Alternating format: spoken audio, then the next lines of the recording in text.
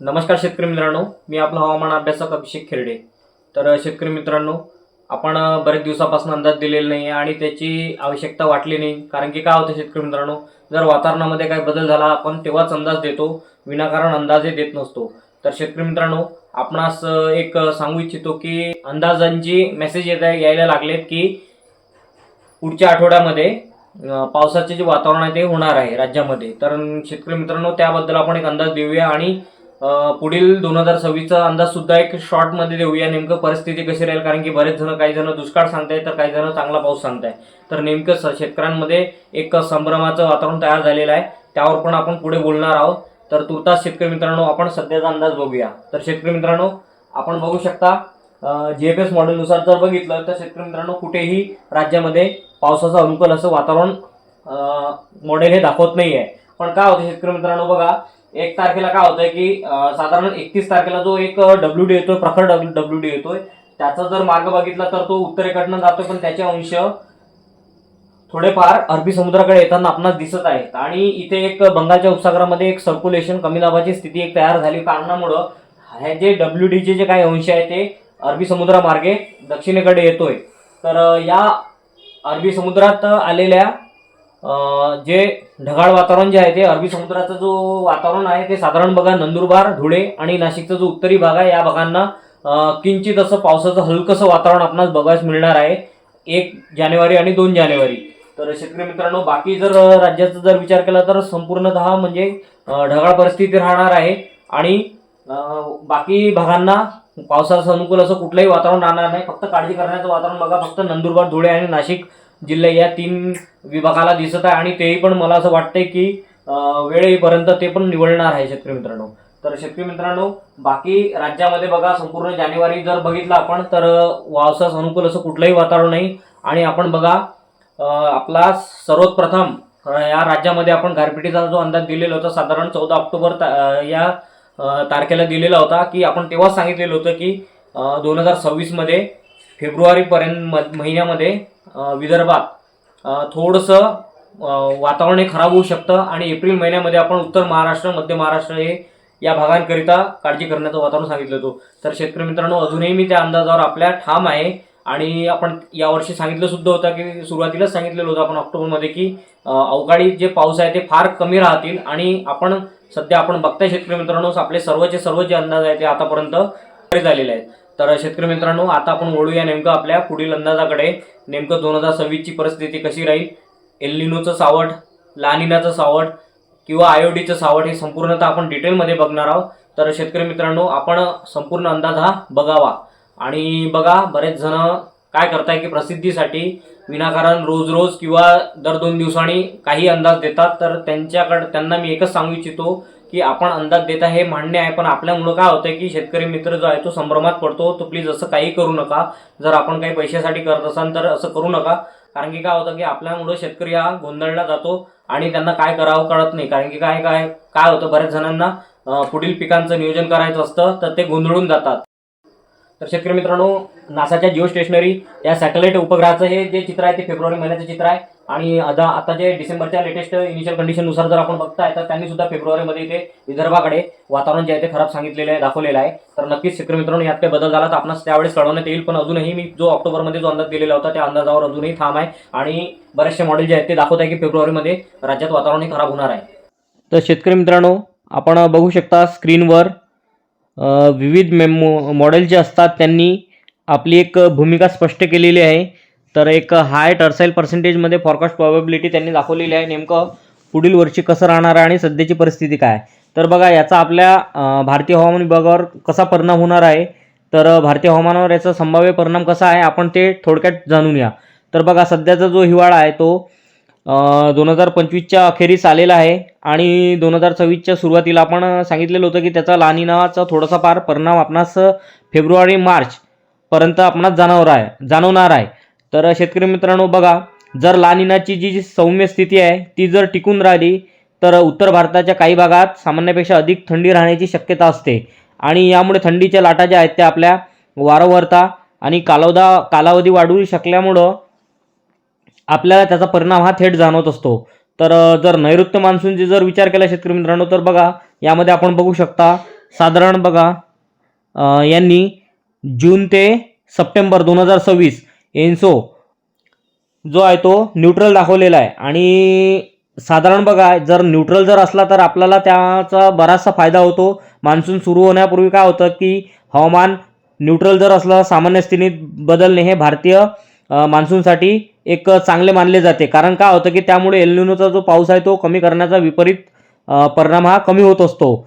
आणि एल निनोचा धोका अजूनही अनिश्चितताच आहे. कारण की काय होतं की 2026च्या उत्तरार्धामध्ये एल निनो विकसित होण्याची शक्यताही वाढताना दिसत आहे. जर मान्सून दरम्यान किंवा त्याआधी एल निनो वेगाने विकसित झाला तर सरासरीपेक्षा कमी पाऊस पडण्याचा धोका निर्माण होऊ शकतो. तथापि सध्याच्या अंदाजानुसार जर बघितलं शेतकरी मित्रांनो तर मुख्य मान्सून हंगामासाठी हा धोका नॉर्मल आहे किंवा कमी आहे.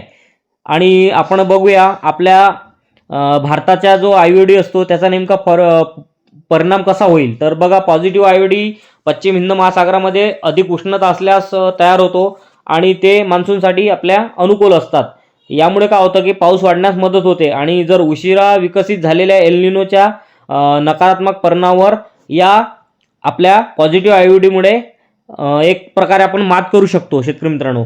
तर आणखीन बघा काय होतं की जर 2026च्या सुरुवातीला जर निगेटिव्ह आयओडी जर बनला तर त्यामुळं काय होतं की बंगालच्या उपसागरामध्ये जे आहे ते चक्रीवादळ निर्माण होण्याची शक्यता ही जास्त असते. आणि आयओडी न्यूट्रल असताना सुद्धा हा प्रभाव हा कमी होत जात असतो. तर शेतकरी मित्रांनो आपण बघू शकता एकंदरीत जर बघितलं तर सध्याच यावर बोलणे हे फार कठीण असतं. कारण की काय होतं की आपण आतापर्यंत आपण सर्व जे आहे ते विदेशी मॉडेल्सवर अवलंबून आहे आणि यामध्ये बरेचसे बदल हे होत राहतात.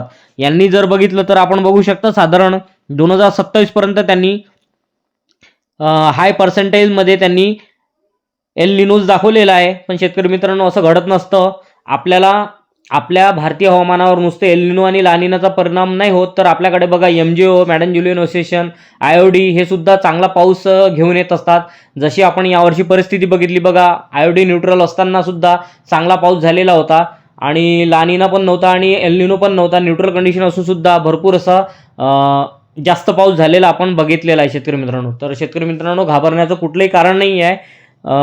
फक्त एक सांगू इच्छितो की जे नर्सरी वगैरे आहे जे म्हणजे खूप खर्च करताय सुरुवातपासून जे खर्च करताय पुढच्या वर्षीसाठी खर्च करायला तयार आहेत त्यांनी फक्त थोडाफार आपला खर्च जो आहे तो आपल्याला थोडाफार कमी करायचा आहे. कारण की अजूनही अनिश्चितता आलेली आहे. आणि आपण आपणास सांगू इच्छितो की आपण मार्च महिन्यामध्ये आपण याचं डिटेलमध्ये आपण संपूर्णतः आपणास सांगणार आहोत की नेमकं पुढील परिस्थिती कशी राहील.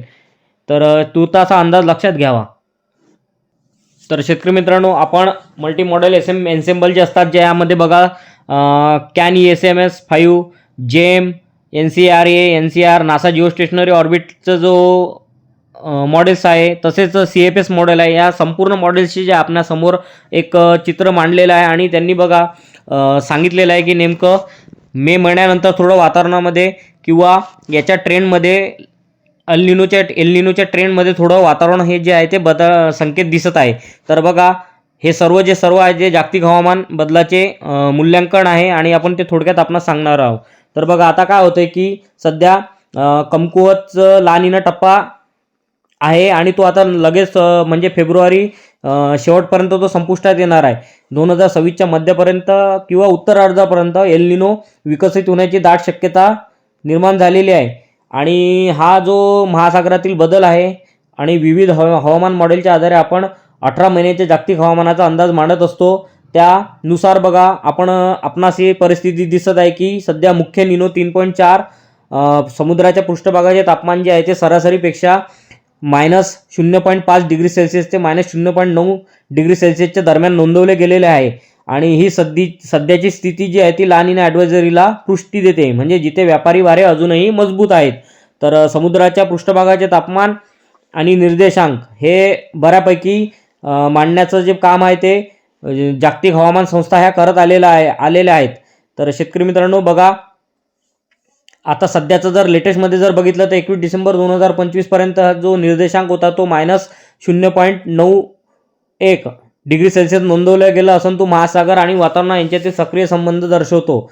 तर सध्या रिलेटिव्ह निनो इंडेक्स जो असतो जो सापेक्ष महासागरी निर्देशांक असतो तो आता -0.91च्या दरम्यान आलेला आहे आणि जवळपास आपण एक सांगू इच्छितो की आता सध्या ला निनाची कंडिशन जी आहे ती संपुष्टात येण्याचे चिन्ह जे आहे ते महासागरावर सध्या दिसत आहे। तर शेतकरी मित्रांनो, आपण या अंदाजाकडे पण आपण एक लक्ष ठेवून आहोत आणि वातावरणामध्ये काही बदल झाला तर आपणास सांगणार आहोत। तर तुर्तास आंदाज लक्षात घेऊन आपली कामे, शेतीची कामे आहे ते आपल्याला करायची आहे। जर बघितलं तर पुढील वर्ष जे आहे ते पावसाचं जे आहे ते असमान राहणार आहे। पाऊस हा काही भागामध्ये अतिवृष्टी घेऊन येणार आहे शेतकरी मित्रांनो, तर काही भागामध्ये पावसाचे जे प्रमाण कमी आहे आणि आपण याचा मेसेज मागील ग्रुपवर दिलेलं सुद्धा होतं, मागील महिन्यात पण सांगितलेलं होतं की साधारण बघा माझ्या मॉडेलनुसार जर बघितलं तर विदर्भात आणि पश्चिम महाराष्ट्रात पावसाची कंडिशन ही चांगली दिसत आहे। तर परिणामी मराठवाडा आणि उत्तर महाराष्ट्र या भागाकरता पाऊस जो आहे तो सरासरीपेक्षा थोडासा कमी दिसत आहे किंवा सरासरी इतका होणार असे चिन्ह तरी आपले जे लांब पल्ल्याचे जे मॉडेल आहे त्यानुसार दिसत आहे। तर तुर्तासा अंदाज लक्षात घेऊन शेतकरी मित्रांनो आपणास नियोजन करायचं आहे आणि अंदाजामध्ये पुढील अंदाजामध्ये जर काही बदल झाला तर आपणास कळवण्यात येईल। धन्यवाद। माझ्या चॅनलला जर आपण नवीन असाल तर प्लीज चॅनलला सबस्क्राईब करा आणि व्हिडिओ जास्तीत जास्त लोकांना पाठवा। धन्यवाद।